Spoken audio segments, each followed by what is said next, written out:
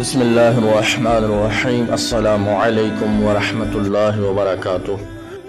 بنی اسرائیل میں ایک نوجوان تھا، بہت خوبصورت اور نہایت پاک باز۔ وہ نوجوان ٹوپیاں اور ٹوکریاں بنا کر بیچتا تھا۔ ایک دن بازار میں ٹوپیاں بیچتے بیچتے بادشاہ کے محل کی طرف نکل پڑا۔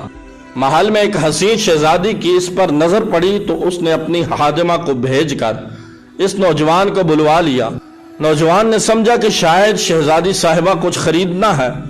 وہ خادمہ کے ساتھ محل میں داخل ہوا تو خادمہ دروازہ بند کر کے باہر سے چلی گئی اور شہزادی برہنہ حالت میں سامنے آ گئی اور بولی، اے حسین نوجوان، میرے قریب آ، میری خواہش پوری کرو۔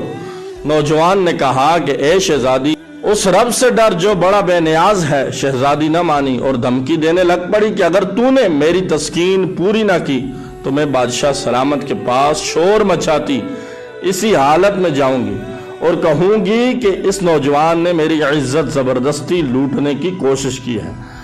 اب نوجوان بڑا پریشان ہوا اور کچھ سوچ کر بولا، اچھا مجھے نہانے کی اجازت دے دی جائے تاکہ میں صاف ستھرا ہو جاؤں۔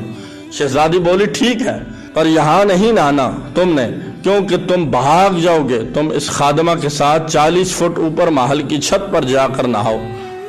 نوجوان مان گیا اور اوپر چلا گیا اور وہاں جا کر جو اس نے دیکھا کہ اب کیا کروں، اس کے ذہن میں اس کے سوا کوئی حل نہ آیا کہ 40 فٹ چھلانگ ہی لگا دی جائے۔ اس نے چھلانگ لگاتے وقت دعا پڑھی، اللہ پاک، مجھے تیری نافرمانی پر مجبور کیا جا رہا ہے اور میں اس برائی سے بچنا چاہتا ہوں۔ مجھے 40 فٹ نیچے چھلانگ مار کر مر جانا تو منظور ہے، لیکن تیری نافرمانی نہیں۔ یہ کہہ کر نوجوان نے چھلانگ مار دی۔ اسی وقت ایک فرشتے کو رب ذوالجلال نے حکم دیا کہ جاؤ اس نوجوان کو بچاؤ۔ فرشتے نے اس نوجوان کو اپنے پروں پر سما لیا اور آرام سے نیچے اتار لیا۔ نوجوان بڑا خوش ہوا۔ اسی وقت شکرانے کے نوافل ادا کیے اور بارگاہ الہی میں عرض کی، مولا تو چاہے تو مجھے اپنے اس کام سے بے نیاز کروا سکتا ہے۔ اے رب، مجھے تو کچھ عنایت کر تاکہ میں آرام سے بیٹھ کر کھا سکوں، تیری عبادت بھی کر سکوں۔ اس کی درخواست قبول ہوئی اور وہی فرشتہ جس نے اس کو بچایا ایک سونے سے بھری بوری لا دی۔ عظیم نوجوان نے پھر سجدہ شکر ادا کیا اور بولا، اے میرے پروردگار، یہ جو سونا اسی رزق کا حصہ ہے جو مجھے دنیا میں ملنا تھا، تو اس میں برکت فرما۔ اگر یہ اس اجر کا حصہ ہے تو مجھے آخرت میں ملنا ہے، تو اس کی وجہ سے میرے آخرت کے اجر میں کمی ہوگی، تو مجھے یہ دولت نہیں چاہیے۔ نوجوان کو ایک غائبانہ آواز آئی، یہ جو سونا تجھے عطا کیا گیا ہے اس صبر کا 70واں حصہ ہے جو تو نے اس گناہ سے بچنے کے لیے کیا۔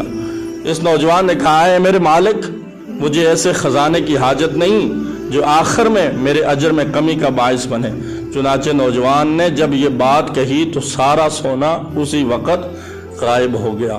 اللہ تعالی ہم سب کو بھی گناہ سے بچنے کی توفیق عطا فرمائے۔ السلام علیکم ورحمۃ اللہ وبرکاتہ۔